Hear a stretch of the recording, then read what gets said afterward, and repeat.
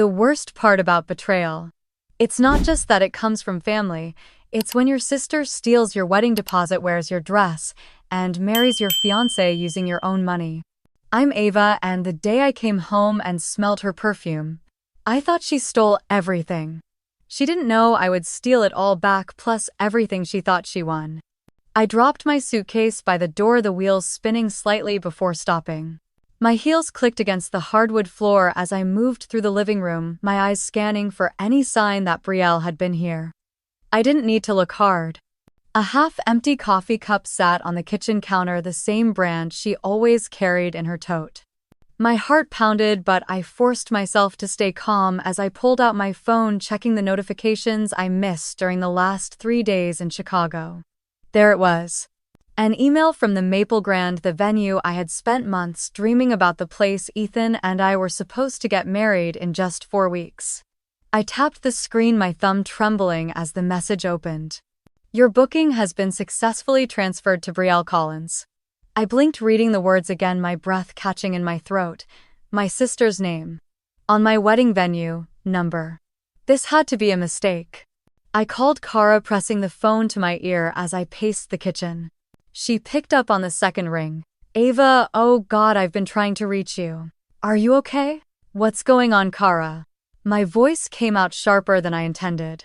Why is Brielle's name on my wedding venue? Kara went silent for a moment.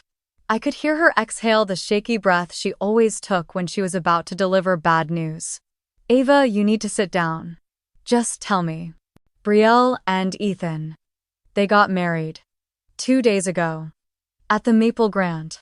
The world seemed to tilt, the kitchen lights blurring as I gripped the edge of the counter to steady myself.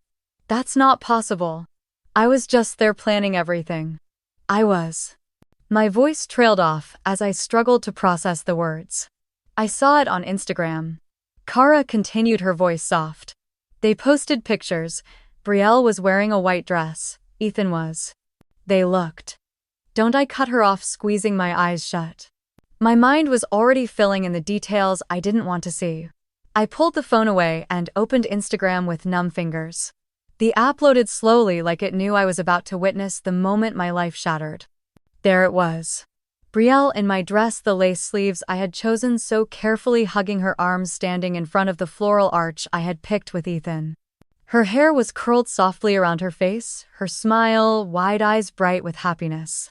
Ethan stood beside her, his arm around her waist, his mouth pressed against her temple. They looked perfect. The caption under Brielle's post read, "Sometimes love can't wait." I let out a sound, a dry laugh that tasted like metal on my tongue. My hands shook as I scrolled through the photos, each one a stab in the chest. Brielle throwing her head back, laughing as Ethan lifted her off the ground. The ring on her finger, the same design Ethan and I had chosen together. My phone slipped from my hand, clattering onto the floor as I sank down, pressing my back against the cabinets. I felt the cold of the tiles through my jeans, grounding me as my chest rose and fell in shallow, quick breaths. I pulled my knees up, hugging them to my chest, trying to quiet the noise in my head. The scent of vanilla was stronger here, clinging to the air, mixing with the faint hint of coffee.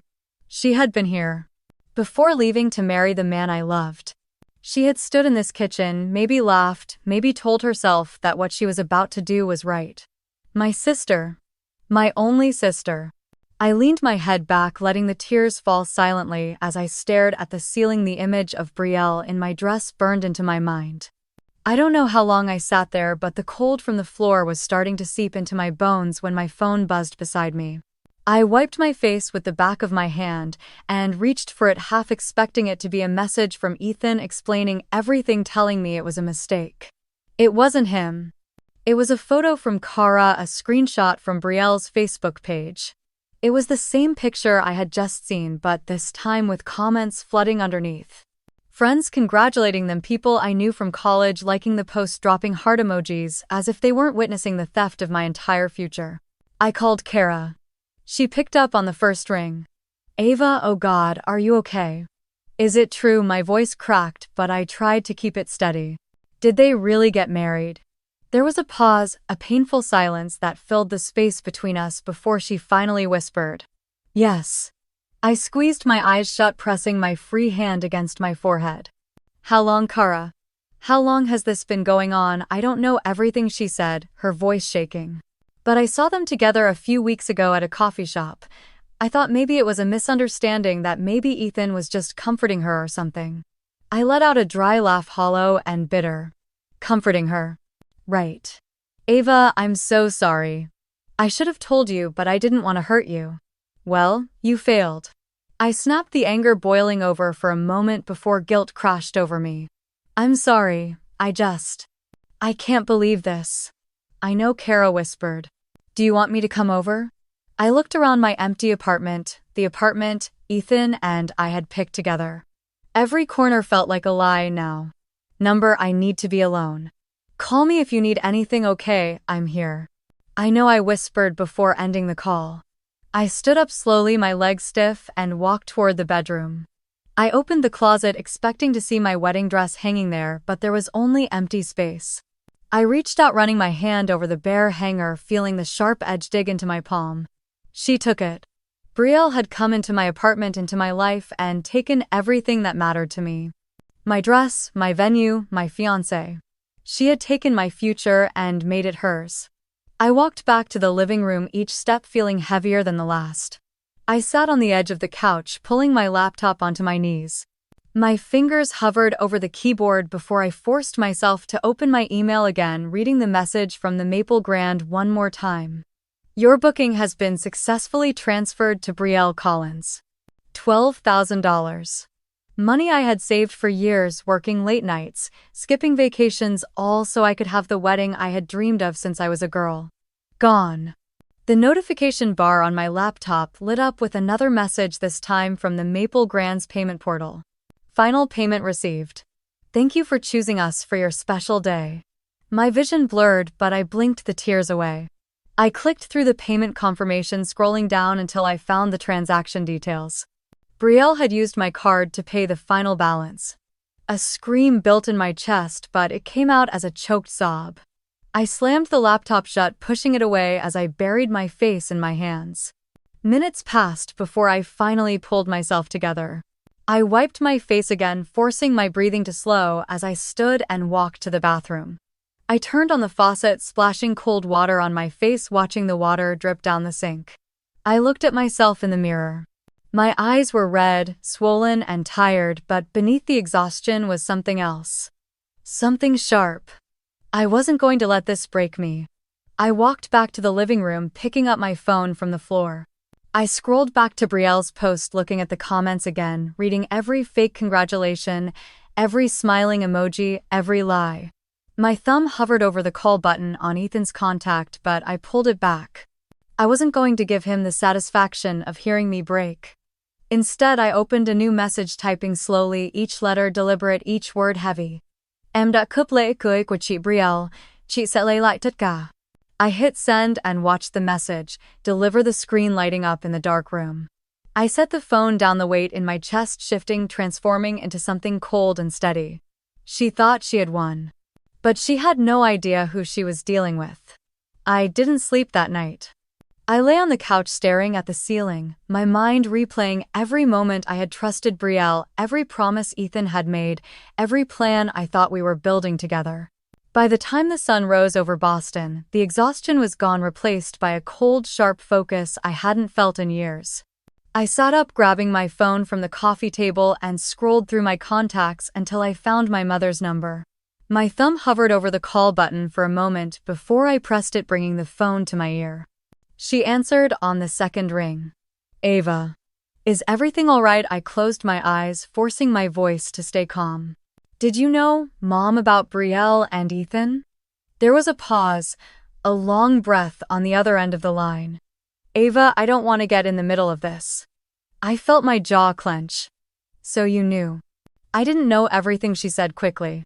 Brielle came to me a week ago. She said she and Ethan had fallen in love, that you were too busy with work, that you didn't have time for him. My hand tightened around the phone. So you believed her? She's your sister, my mother snapped, her voice cold. And she deserves to be happy. You've spent your whole life chasing your career, Ava. Maybe it's time you let someone else have a chance.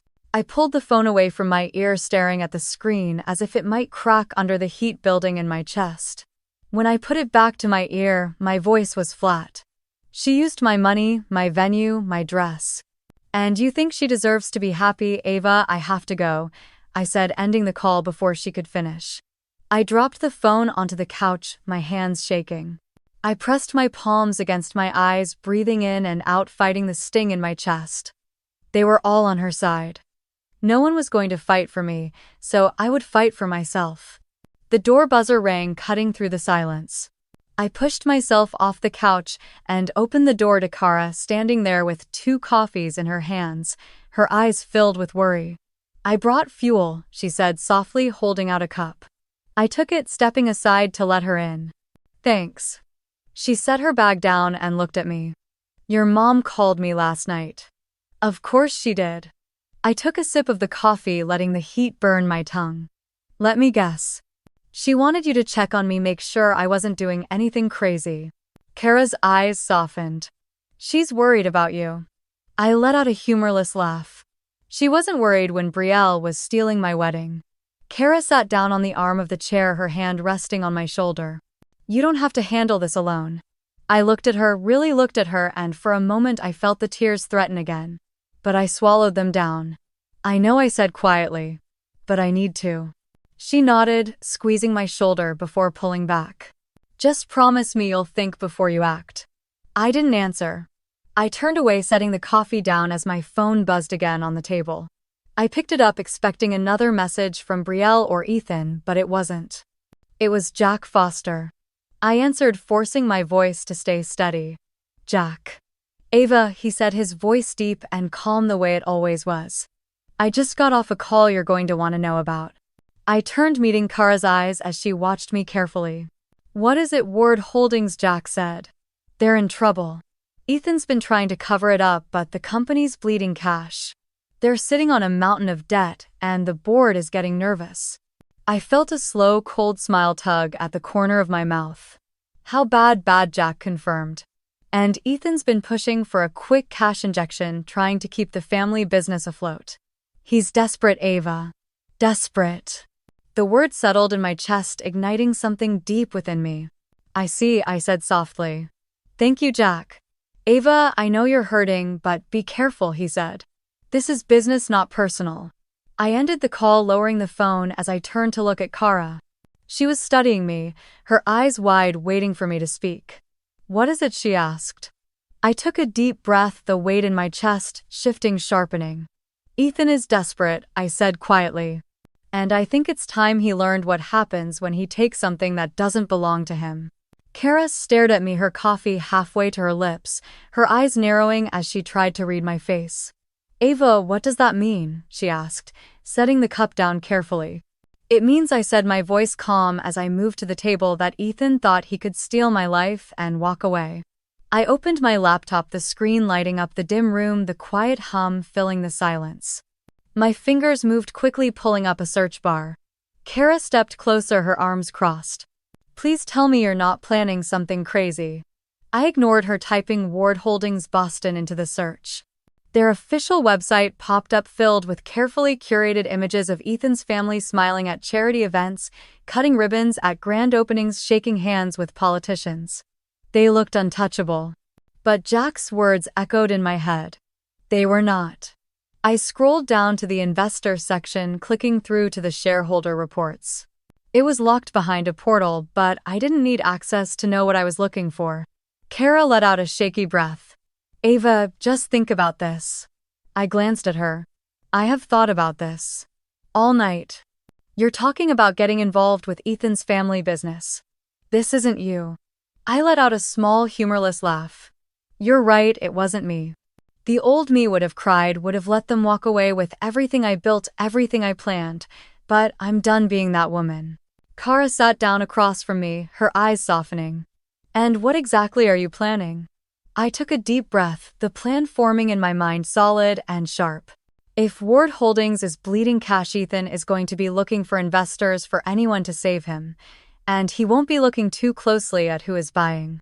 You want to buy into Ward Holdings, she whispered. I want to own it, I said simply. Kara shook her head. Ava, that's insane. No, I said, my voice quiet even. What's insane is thinking you can steal from me, humiliate me, and expect me to just move on. My phone buzzed again on the table and I glanced down to see Jack's name flashing across the screen. I answered, putting it on speaker. Ava, I have numbers for you, Jack said immediately, his tone all business. Ward Holdings is over-leveraged. Ethan has been using short-term loans to pay long-term debts and now the board is pressuring him to find a solution. How much would it take to get a controlling interest? I asked. Jack paused for a moment. Given the state they're in, not as much as you'd think. If we move fast and buy through different channels, we can do it without raising alarms. Kara's eyes widened, but she stayed silent, listening. I want you to start, I said, my hand tightening around the phone. Set up the shell companies, use the capital from the fund I set up for expansion. No one will trace it back to me. Jack let out a low whistle. You're serious. I'm done letting people take what's mine. I said, my voice firm. Jack's voice softened just slightly. You're playing with fire, Ava. I know, I replied. But Ethan started this. I'm just finishing it. All right, Jack said. I'll get the paperwork started today. We'll move quietly. Thank you, I said, ending the call.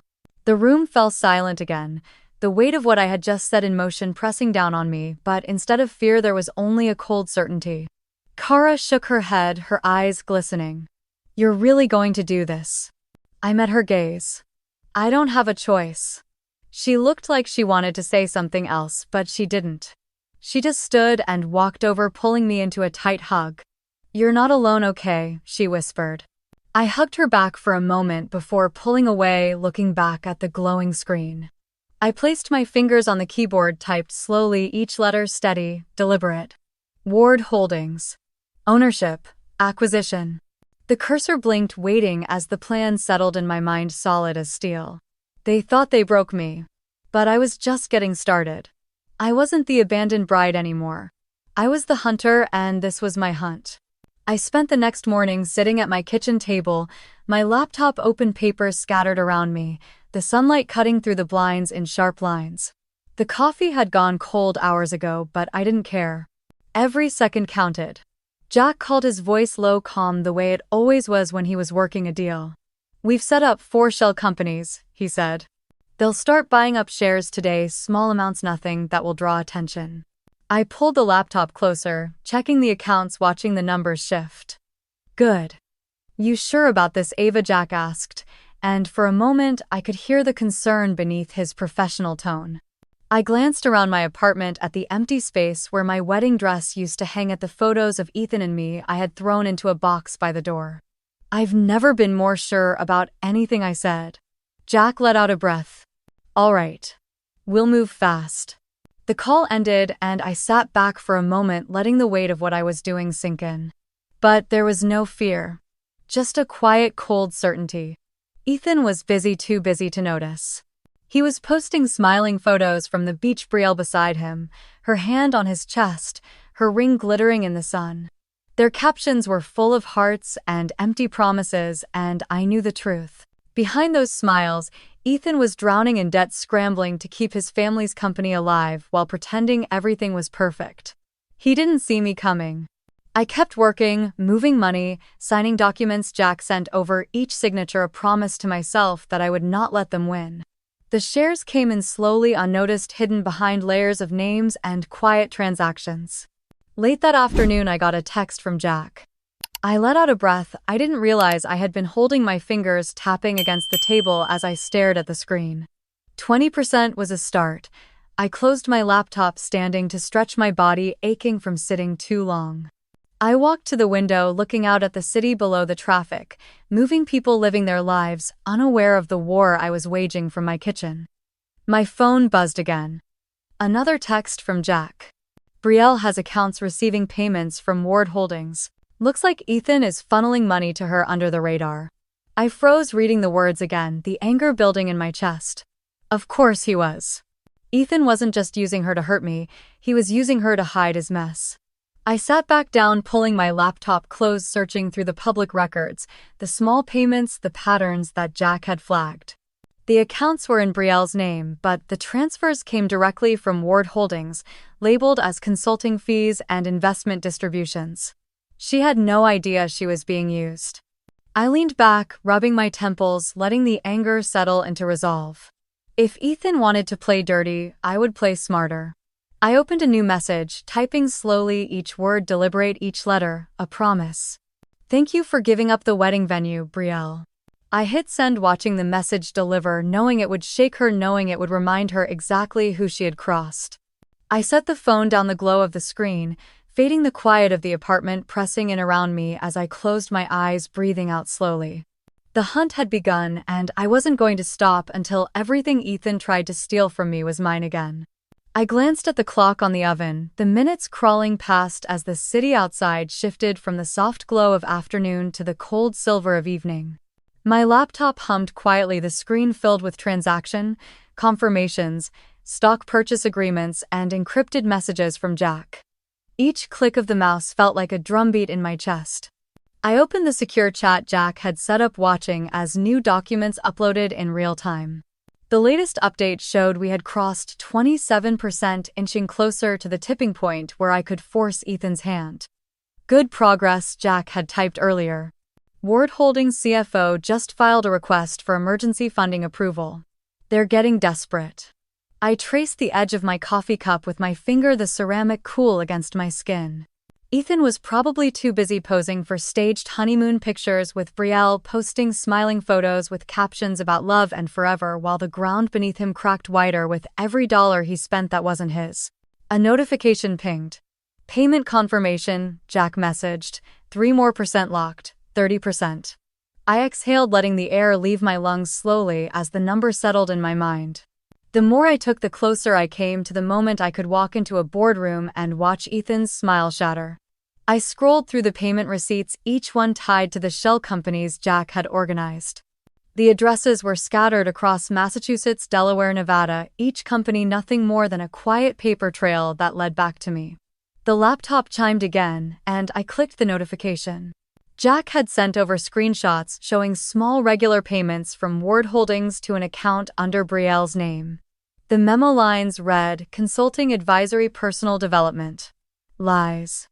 I leaned back, staring at the ceiling, remembering the moments Brielle had sat across from me at brunch, pretending to care about wedding colors, about floral arrangements, asking questions with wide, innocent eyes while Ethan's hand rested on her thigh under the table. My phone buzzed against the table, jolting me from the memory. Brielle. Can we talk tonight? I stared at the message, the glow of the screen harsh in the dim kitchen. Another message popped up before I could respond. Please, Ava. I just need to explain. Explain. The word tasted like ash in my mouth. I typed a reply, my fingers steady. 7 p.m. Moms. I hit send, setting the phone down as I pushed away from the table. I moved through the apartment, my eyes catching on the empty spaces where Ethan's things had once been, the framed photos turned down, the wedding planning book stacked neatly in a box near the door. I pulled my hair back, tying it with a band, catching a glimpse of myself in the mirror near the hallway. I didn't look like the woman who had once tried on white dresses with hope in her heart. I looked like someone who was done being hurt. My phone buzzed again. Thank you. I didn't respond. Instead, I turned back to the laptop, opening the secure document Jack had sent earlier. It was a draft letter to Ward Holdings Board, a request for a financial audit under shareholder rights. My finger hovered over the file before I closed it. Not yet. I needed a few more days, a few more quiet transactions while Ethan remained blind in his honeymoon haze. The cursor blinked on the screen, patient waiting. My phone buzzed again, the screen lighting up with another message from Brielle. Tonight, right, please. I picked up the phone, staring at her words, hearing her voice in my mind, remembering how she used to run to me when she was scared, how I would promise her that I would protect her no matter what. I set the phone down, walking to the window, looking out at the streetlights flickering on below, the world moving forward, while I stood perfectly still on the edge of everything about to change. Tonight she would sit across from me, looking for forgiveness. She wouldn't find it.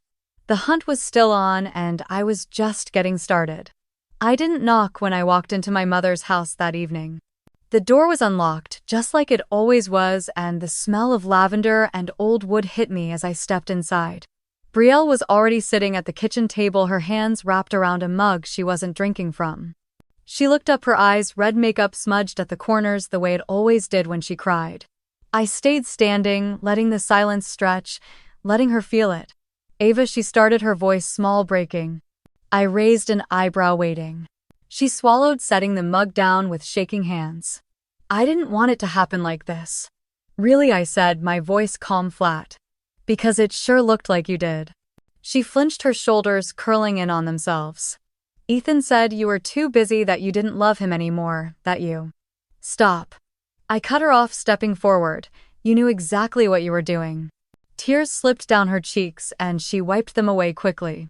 "I didn't know about the money, about the venue deposit. I thought he was handling it." I let out a humorless laugh. "You wore my dress, Brielle." She opened her mouth, but nothing came out. Her lower lip trembled before she bit down on it. I sat down across from her, folding my hands on the table. "What do you want from me?" She shook her head. "I don't know, I wanted to explain." "You wanted to ease your guilt," I corrected. She didn't deny it. I leaned back, studying her, the sister I used to protect, the sister I used to defend against every bully, every broken heart, every failure she created for herself. "You chose him," I said quietly. "You chose to betray me." She wiped her eyes again, nodding as a sob escaped. "I know." For a moment I almost felt sorry for her. Almost. But then I remembered the photos, the dress, the stolen venue, the money pulled from my account while she smiled at me, pretending to be the little sister who needed me. I stood, pushing the chair back, the legs scraping against the floor. "We're done here." She looked up, panic flashing across her face. "Ava, please, don't," I said, shaking my head. "You made your choice." I turned, walking toward the door, but her voice stopped me. "Are you going to ruin him?" I paused, my hand on the doorknob, turning back to meet her eyes. "Yes," I said. She pressed her hands to her mouth, shaking, but I didn't care. I opened the door and stepped outside, the cold night air hitting my skin as I closed it behind me. I didn't look back. My phone buzzed as I reached my car, the screen lighting up with Jack's name. 42%, he said as soon as I answered. I let out a slow breath, leaning against the car, staring up at the dark sky. "Good," I said, a small smile touching my lips. "Let me know when we hit 50. Jack chuckled softly. "You'll be the first to know." I ended the call, slipping the phone into my pocket, feeling the weight of the night pressing down around me. I opened the car door, sliding into the driver's seat, gripping the wheel as I let the engine rumble to life. They thought they could take everything from me and walk away. They were wrong. I drove through the quiet streets, the lights of Boston blurring past as I pressed my foot on the gas, feeling the vibration through the wheel.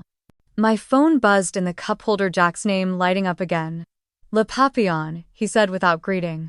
"They're there, the whole family." I smirked, taking the next turn. "Good." I parked across the street, the glow of Le Papillon's gold lettering reflecting off the windows. I reached into the back seat, pulling out the red dress I had chosen for tonight. I changed in the car, smoothing the fabric down, adjusting the neckline, checking my reflection in the mirror. Not a victim. Not tonight. I stepped out, the heels clicking against the pavement as I crossed the street, the cold air brushing against my skin. The maitre d' looked up as I entered, his eyes widening for a moment before he forced a smile. "Reservation?" he asked. "Table for one," I replied, my voice calm. His eyes darted toward the back of the restaurant, where the soft glow of candles lit a long table surrounded by laughter and clinking glasses. I followed his gaze, seeing Ethan's profile, his arm draped across Brielle's chair, her laugh too bright, too forced. "This way," the maitre d' said, leading me across the floor. The restaurant fell silent as I passed, conversations pausing, eyes following me as I walked, the red dress demanding attention I didn't shy away from. I stopped beside their table, meeting Brielle's eyes first. Her smile faltered, her face draining of color as she gripped the stem of her wine glass. Ethan turned, his expression freezing, the fake smile dropping as he saw me. His jaw clenched and his arm fell from Brielle's chair. "Ava," he managed, his voice strained. I tilted my head, letting a small cold smile touch my lips. "Ethan." "Brielle." They said nothing, the silence stretching as the others at the table shifted uncomfortably. Your table, Miss, the maitre d' interrupted softly. I turned to him. Actually, I'll sit here. I pulled a chair from the neighboring table, dragging it close enough that I could feel Brielle's trembling from across the small space. I sat down, crossing my legs, letting the red fabric fall around me like a quiet warning. Congratulations on the wedding, I said, reaching for the wine list. No one spoke. A waiter appeared, pouring me a glass without asking. I lifted it, swirling the wine as I studied Brielle's pale face. Oh, and about that $12,000 deposit you used for your venue. I continued, taking a slow sip, letting the silence tighten around us. Do you plan on paying that back, or shall I consider it a wedding gift? Brielle's hand slipped, glass tipping, wine spilling across the white tablecloth. She scrambled, grabbing a napkin, her breathing ragged as she tried to blot the stain. Ethan's face was stone, his eyes hard as he looked at me. This isn't the time or place, Ava. Oh, I think it's perfect, I replied lightly, resting my chin in my hand as I watched them. His phone buzzed, and he glanced at it, his face shifting, eyes flickering with something close to fear before he quickly turned the screen away. I saw enough. Jack's message. I took another sip of wine, letting it linger on my tongue before swallowing. Trouble at work. Ethan's jaw tightened. Don't. Brielle looked between us, confusion and panic crossing her face. What's going on, Ethan? He ignored her, his eyes locked on mine. You need to leave. I leaned back, a small laugh escaping. Oh, Ethan. I'm not going anywhere. My phone buzzed in my purse, and I pulled it out, reading Jack's message. 42% secured. I lifted my glass in a toast, my eyes never leaving Ethan's. To new beginnings, I said softly. He stood abruptly, stepping away from the table, his hand gripping his phone as he moved toward the patio, his shoulders tense. Brielle's eyes filled with tears, her lip trembling. Ava, please, what is happening? I set my glass down carefully, leaning forward so only she could hear. You chose him, I whispered. Now you live with it. She covered her mouth, shaking her head, tears slipping down her cheeks. I leaned back, brushing a strand of hair from my face, my eyes following Ethan as he stood outside, pacing, his phone pressed to his ear.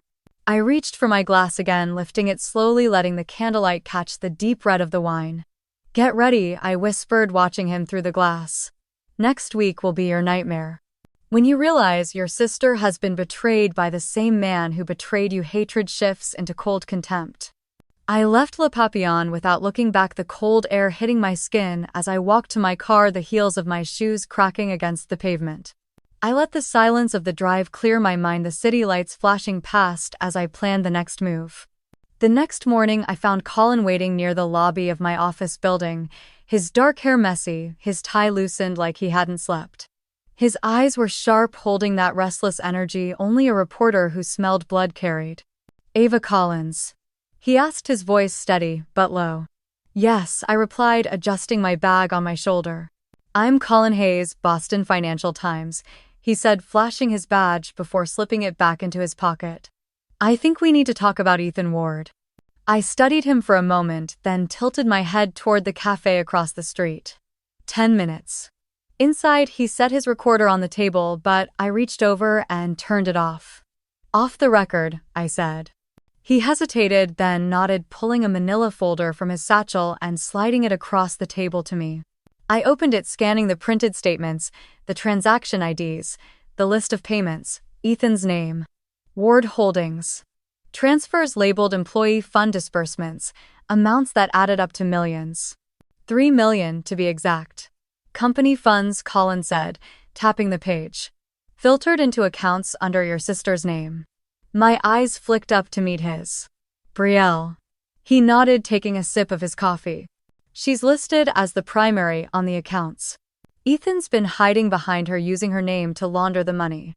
If this breaks, she'll be the one the SEC goes after first. I closed the folder, my hands steady.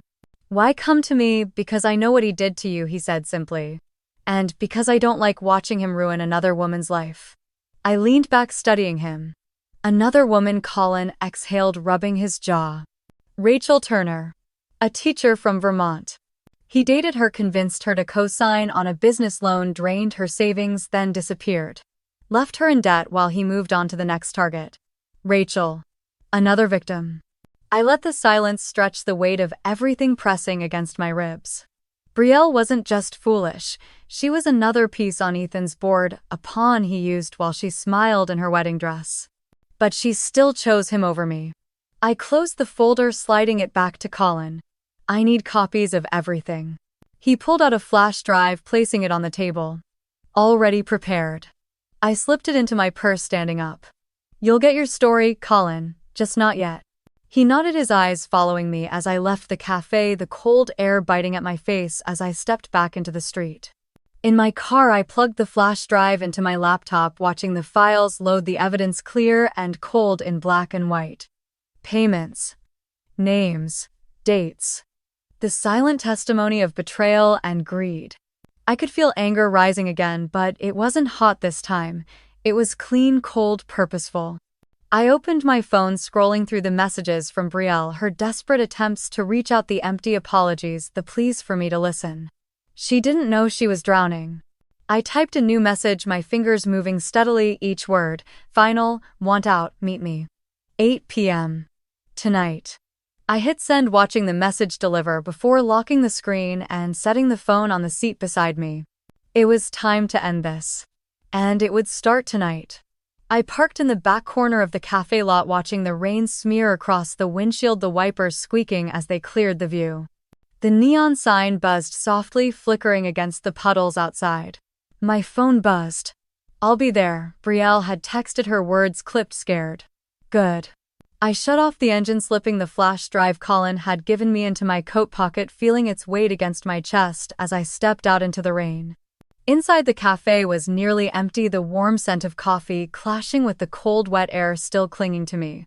I chose a booth in the corner, facing the door, pulling the hood of my coat down and letting my hair fall around my shoulders. Brielle arrived 10 minutes later, wrapped in a beige coat, her hair damp, her eyes wide as they scanned the room before landing on me. She hesitated, then made her way over, sitting across from me with trembling hands. Ava, she started, her voice breaking. I held up a hand, stopping her. Don't. We're past that. She swallowed, pulling at the cuff of her sleeve. Why am I here? I pulled the flash drive from my pocket, placing it on the table between us. You're in trouble, Brielle. Her brows pulled together, confusion mixing with fear. What is that? Proof, I said, quietly leaning forward. Ethan has been funneling stolen company funds into accounts under your name. She blinked, shaking her head. Number. No, that's not possible. Ethan said. Ethan said a lot of things, I interrupted. He used you, Brielle. Just like he used me. Her lip trembled, tears pooling in her eyes. I didn't know, Ava. I swear I didn't know. My jaw tightened, the anger threatening to rise again, but I forced it down, focusing on the cold, clear truth. It doesn't matter if you knew, I said, my voice firm. Your name is on those accounts. If this goes public, you will be the one they come after. She pressed a hand to her mouth, shaking her head as tears slipped down her cheeks. Oh God. What do? I leaned back, studying her as she broke in front of me, the sister who once wore my dress, and smiled as she stole my future, now realizing the future she chose was a lie. You help me, I said finally. You help me take him down. Her eyes widened, panic flashing across her face. I can't. He'll know. He'll, Brielle. I snapped, leaning forward again, my voice low and cold. You don't have a choice. You can either help me expose him or you can go down with him. She shook her hands, gripping the edge of the table, her knuckles white. What do you want me to do? I exhaled, letting the moment settle before I spoke. Ward Holdings is hosting their gala next week. Ethan will be there, the board, the investors, the press. I need you to give me access to the accounts, the emails, everything he's sent you.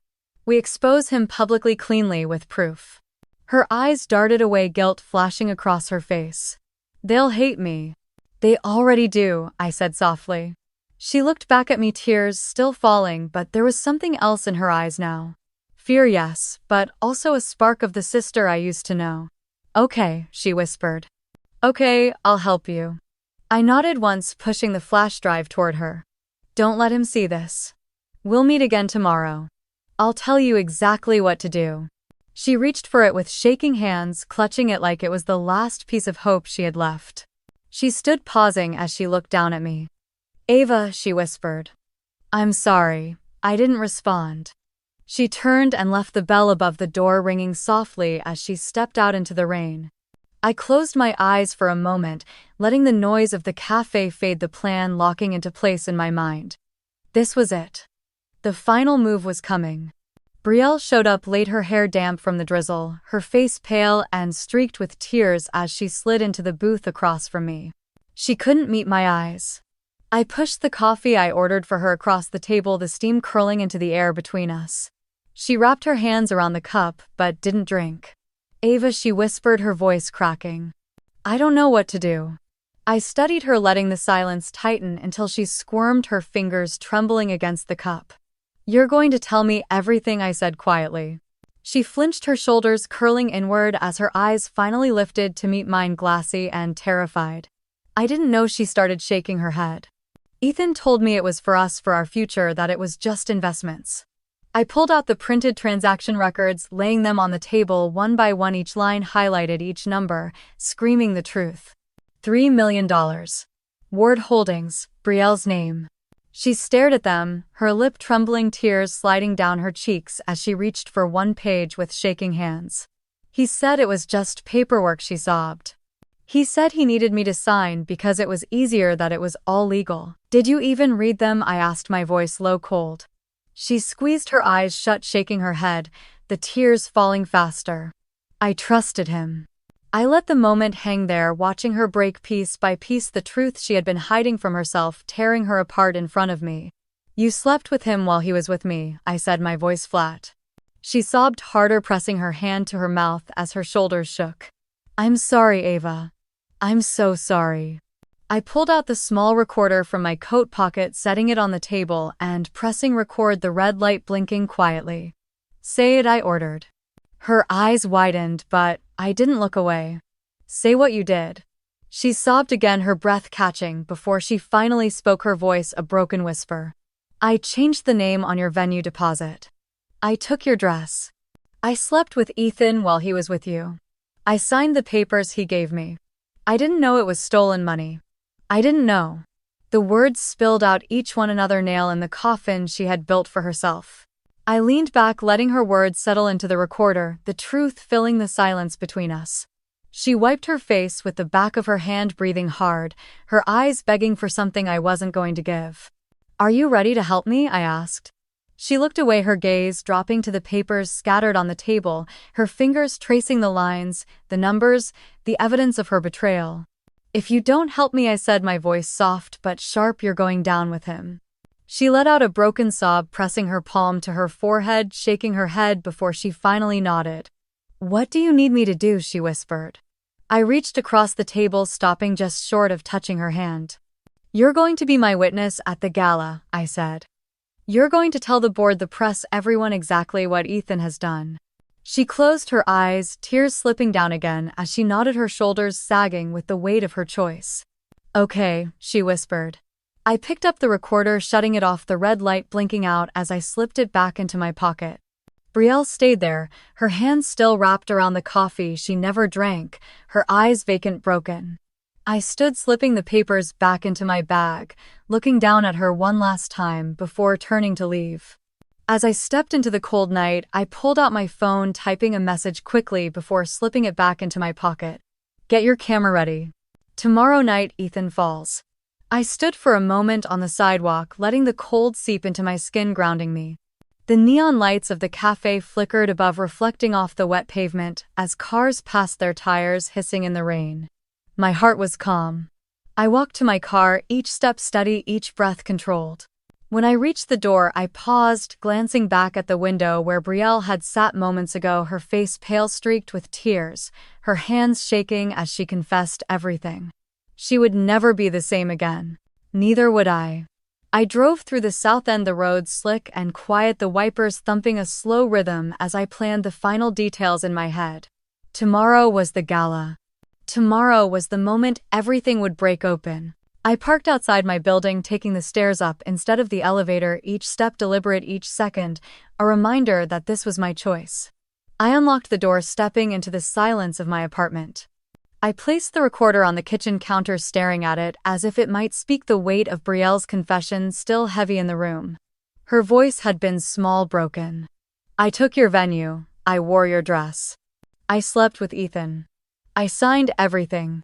I pulled my laptop closer, connecting the recorder, watching the files upload, the progress bar inching forward with agonizing slowness. When it finished, I played it back, her voice filling the quiet, raw and trembling. I sent the file to Jack first, then to Colin, then to my lawyer. Each click was a promise. Each transfer was a nail in Ethan's coffin. My phone buzzed, Jack's message lighting up the screen. It's done. Another buzz, this time from Colin. We're ready. I closed my laptop, leaning back in the chair, letting my eyes close for a moment as I breathed in, then out, steady, even. I stood, moving to my bedroom, opening the closet, pushing aside the empty hangers until my hand found the red dress. I pulled it out, letting the fabric fall, the color deep, demanding. Tomorrow I would wear it again. Tomorrow, the girl who once dreamed of walking down the aisle would walk into a battlefield instead. I laid the dress on the bed, turning to the mirror, studying the reflection, staring back at me. The woman looking back was calm, her eyes sharp, her shoulders squared. She was ready. I pulled my phone from my pocket, scrolling through the messages, stopping at Brielle's last one. I'm scared. I typed a reply, pausing before hitting send. Be ready. I slipped the phone onto the nightstand, turning off the light, letting the room fill with shadows. The city lights outside flickered across the ceiling, dancing in patterns as I lay back, staring up, letting the silence wrap around me. Tomorrow, Ethan would face every lie he ever told. Tomorrow, Brielle would learn what it meant to choose survival over fear. Tomorrow, I would take back everything they stole from me.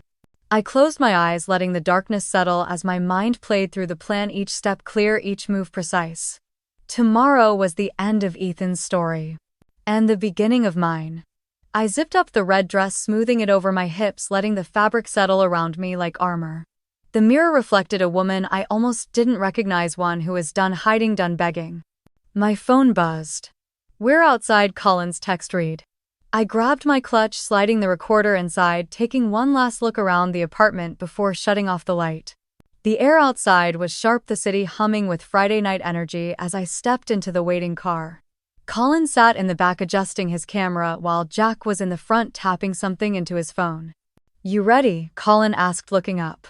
I met his gaze in the mirror. I've been ready. The ride to the venue was quiet, the tension electric, the lights of the city streaking past the windows. Leighton Hotel's grand ballroom was already lit up, black cars pulling up, guests in gowns and tuxedos stepping out, laughter and camera flashes greeting them. We pulled up, the valet opening my door as I stepped onto the carpet, the red dress flowing around my legs as I walked. I could feel eyes turning, whispers following me as I entered the lobby, the crystal chandeliers casting reflections across the marble floors. Inside the ballroom, Ethan was already on stage, his smile wide, confident, his arm around Brielle as photographers snapped photos. She looked pale under the lights, her eyes darting through the crowd, searching for me. She found me. Her eyes widened, her lips parting, but she didn't move. Jack stepped up beside me, whispering, All files are ready. Signal when you want them on screen. I nodded once, scanning the crowd. Investors, board members, press, all gathered for Ethan's show. It was time to end it. Ethan stepped up to the microphone, his voice ringing out, practiced and smooth. Tonight we celebrate a new era for Ward Holdings, he said, smiling as he spread his arms. Applause followed, but I didn't clap. He kept talking about growth, about future plans, about the company's legacy. Then I stepped forward, my heels clicking on the polished floor, the microphone within reach as I moved to the center of the stage. Enough, I said, my voice cutting through the applause. The room fell silent, heads turning, eyes widening as I reached for the microphone. Ethan's smile froze, confusion flickering across his face. Ava, what are you? I am Ava Collins, I said, my voice steady. And as of today, I am the controlling shareholder of Ward Holdings.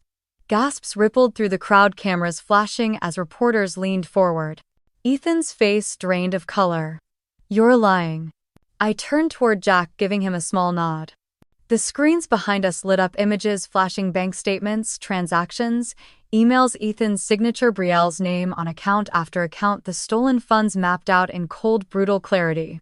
The final slide was a video, Brielle's confession, her voice shaking but clear, the truth echoing through the ballroom. Ethan lunged for the microphone. This is a setup. The doors opened and uniformed officers stepped in, moving toward the stage, their presence shifting the energy in the room from shock to chaos.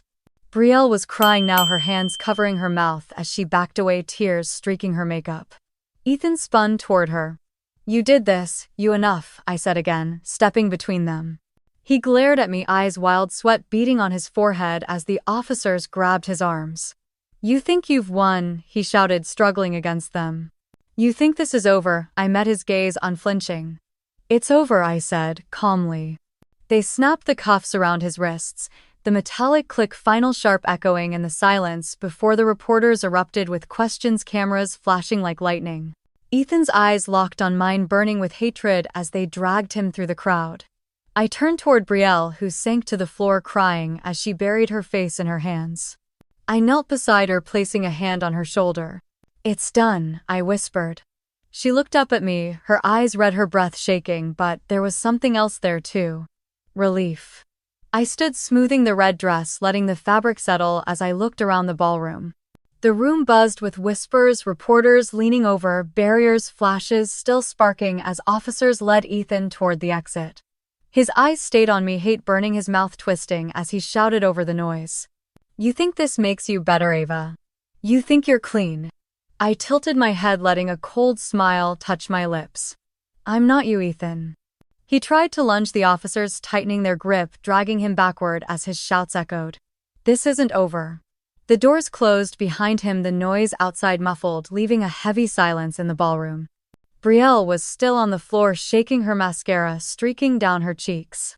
I reached for a napkin, handing it to her. She took it with trembling hands, dabbing at her face as she tried to catch her breath. He's gone, I said, softly, kneeling so we were eye to eye. Her lips parted, a sob catching in her throat before she nodded, tears spilling again as she pressed the napkin to her mouth. Thank you, she whispered, her voice so small I almost missed it. I stood, helping her up, steadying her as she swayed in her heels. She clung to my arm for a moment before letting go, wiping her face as she looked around at the people staring, the flashes still coming. Come on, I said, guiding her toward the side of the stage away from the cameras. Jack approached, his phone in hand, his eyes scanning the room before settling on me. Press wants a statement. I glanced toward the screen still frozen on Ethan's accounts, the damning proof of everything he had stolen, everything he had destroyed. I stepped back onto the stage, the microphone still lived, the lights bright on my face. The room hushed, every camera turning toward me, the moment hanging like a thread. I am Ava Collins. I began, my voice calm, clear. Today Ward Holdings begins a new chapter. One built on transparency, accountability, and integrity. I paused, letting the words sink in. For those who were betrayed by the man you trusted to lead, you know this, you will be made whole. For those who supported him, blinded by promises and false smiles, let this be your reminder that no one is untouchable. Reporters shouted questions, their voices overlapping, but I stepped back, letting Jack take the microphone, his practiced voice handling the chaos as I moved away from the lights. Brielle stood near the back, her arms wrapped around herself, eyes still wet. I walked to her, placing a hand on her shoulder. It's over, I said. She looked at me, her eyes filled with something like hope, her shoulders dropping as she let out a shaky breath. Is it really? She asked.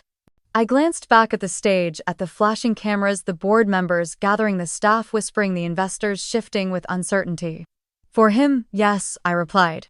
A waiter passed holding a tray of champagne. I took a glass, the bubbles rising as I lifted it to my lips.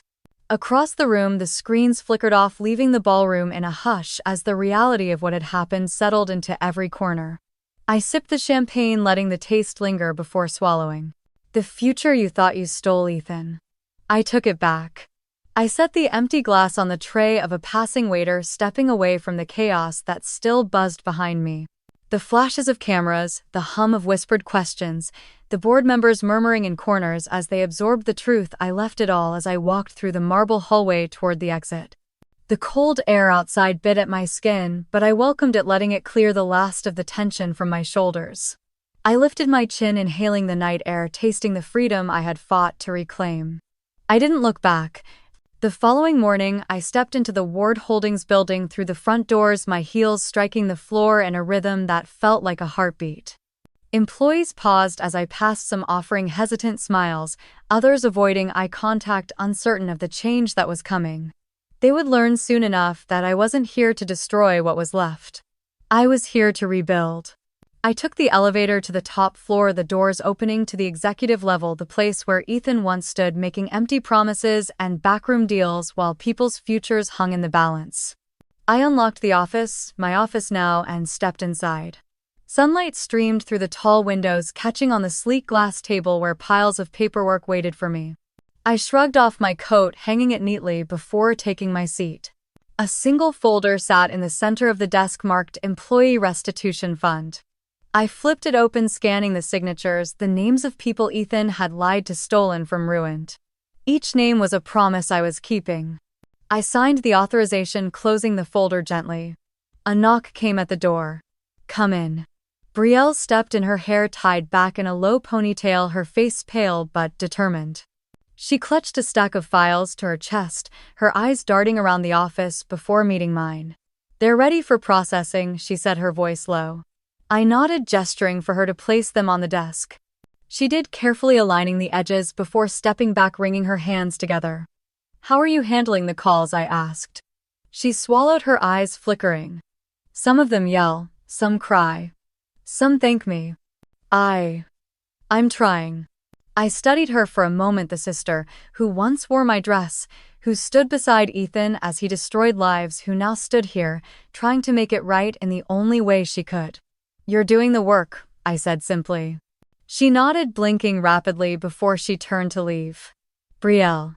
She paused. "You're not doing this for me. You're doing it for them. Remember that." She pressed her lips together, nodding before stepping out, closing the door softly behind her.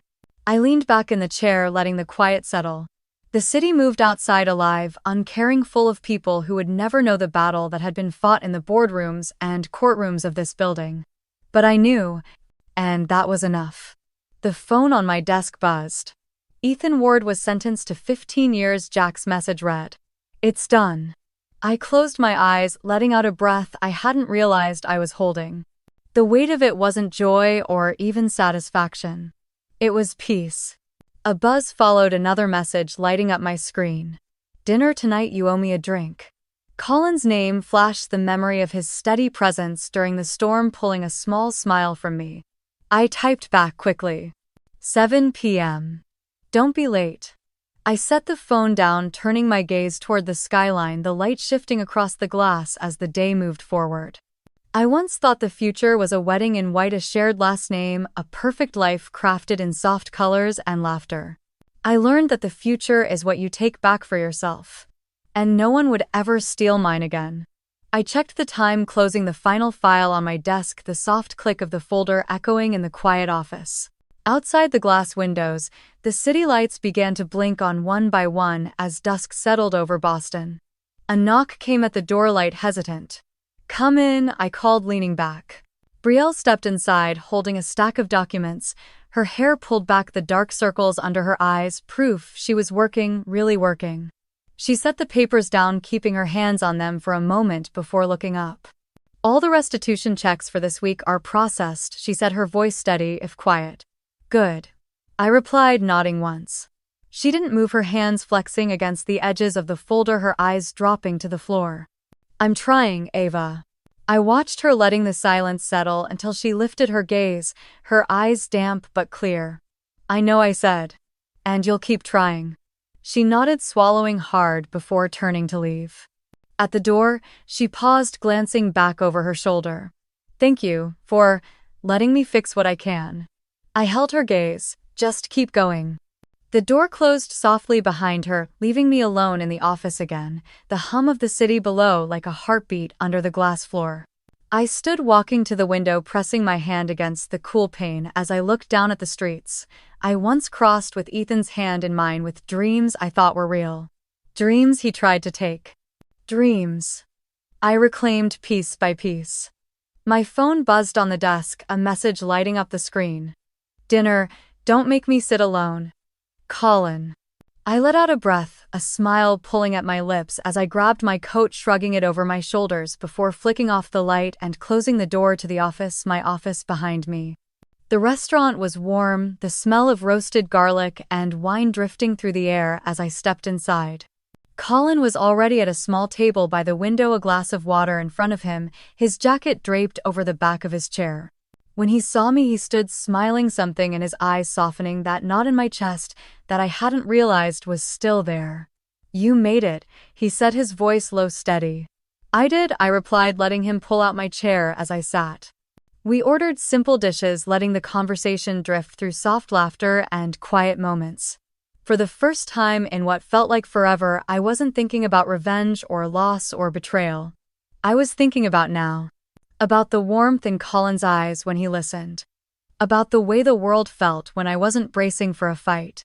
About the quiet promise that maybe, just maybe, tomorrow could be about something other than survival. When the check came, Colin reached for it, but I placed my hand over his steady warm. My treat, I said, letting a smile slip free. He chuckled, leaning back. You really can't stop being in control, can you? Not yet, I said, meeting his gaze, letting the honesty show. But I'm learning. We stepped out into the crisp night air, the city alive with the hum of traffic and distant music. Colin walked beside me, close enough that our arms brushed with each step. At the corner, we paused, the glow of the streetlight washing over us, painting everything in soft gold. What's next for you? He asked, his breath visible in the cold. I looked up at the sky, letting the air fill my lungs before I exhaled, slow, steady. I build, I said. I live. And I don't let what happened define me. He nodded, reaching out, brushing a strand of hair back from my face, his touch light. That's the Ava I know, he said. I let out a soft laugh, closing my eyes for a moment, letting the wind carry away the last weight of what had been. I didn't forgive everything, but I forgave enough to be free. Have you ever been in a situation like this? Share in the comments.